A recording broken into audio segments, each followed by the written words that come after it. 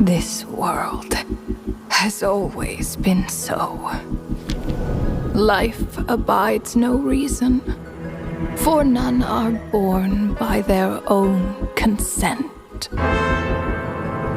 Death abides no reason, for it cannot be defied, even by those who see it coming.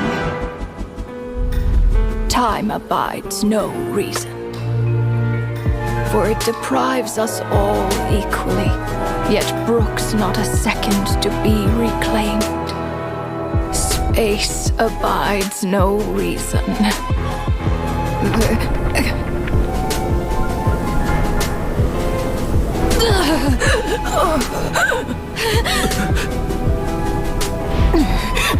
The ruler of space stopped the golden-haired twin travelers and mercilessly tore them apart.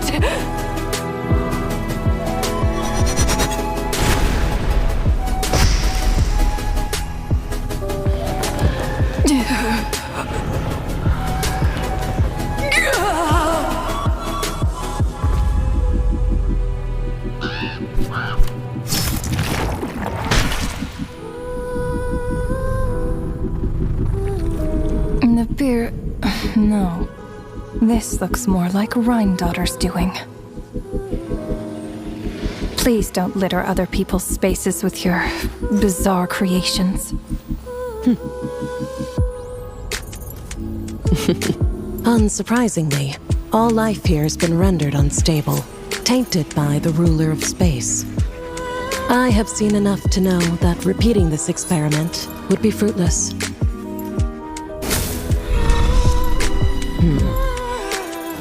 You seem to wield my power as if it were nothing but a plaything for your amusement. Although merging with you has stripped me of agency, I shall still continue to voice my disapproval. My dear Rhine-daughter. You have my respect, Nibirius. Your nagging is one of the only things that can get under my skin.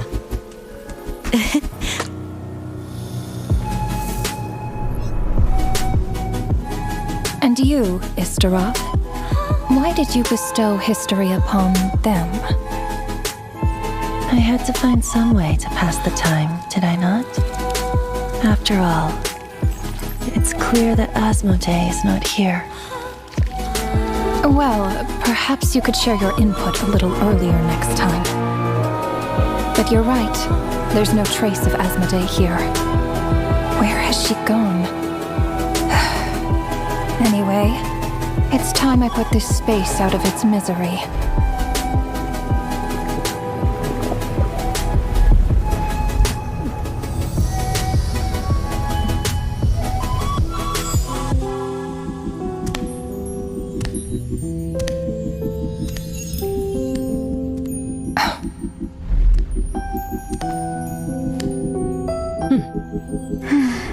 These meetings are just a formality.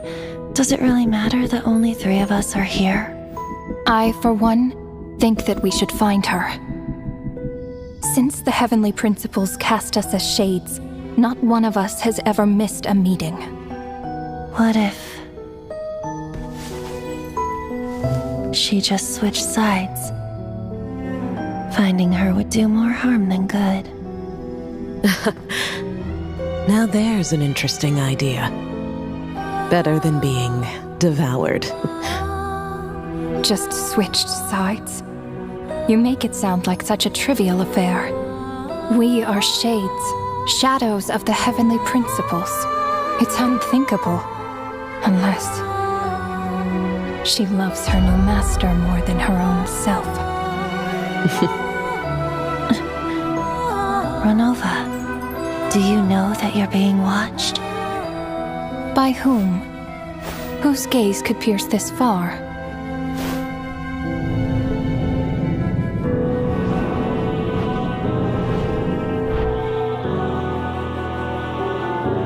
I remember those eyes.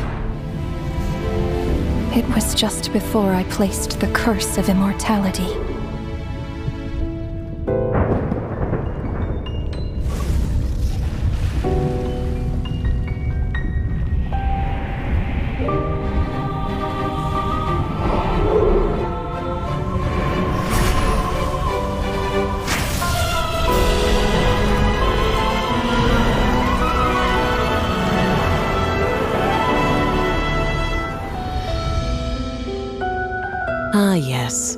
He's an old acquaintance of mine. I'm sure that working for the Tsaritsa has helped him let go of his past obsessions. The Cryo Archon. With her paltry powers, she dares set her gaze on the heavenly principles. The heavenly principles have yet to awaken. If I were her, I wouldn't pass on that opportunity either. My dear Rhine daughter, you know I cannot allow you to think that way.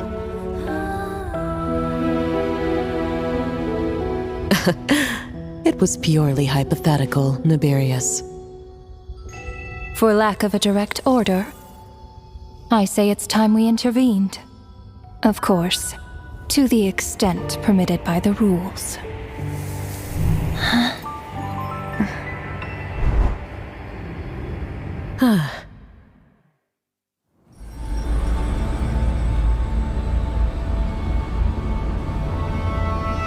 The gaze of the gods has always been considered a blessing.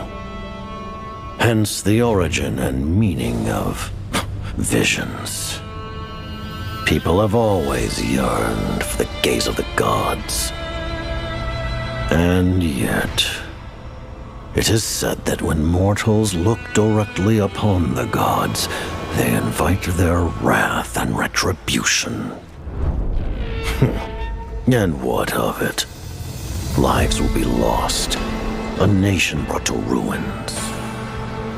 So be it. It is nothing I have not endured before. I already know the price of gazing upon the gods. So tell me, what is the price of killing a god?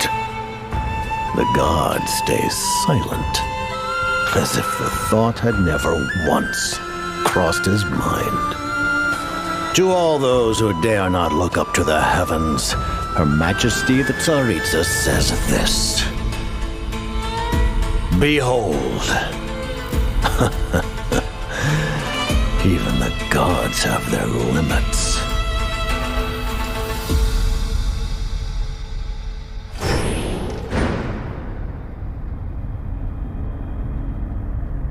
Inspection over. Return to your posts. Make sure the Frostmoon Scions don't pose a threat. Per the Pale Star Edict, we are to retrieve the damselette from Nod Cry, whatever it takes.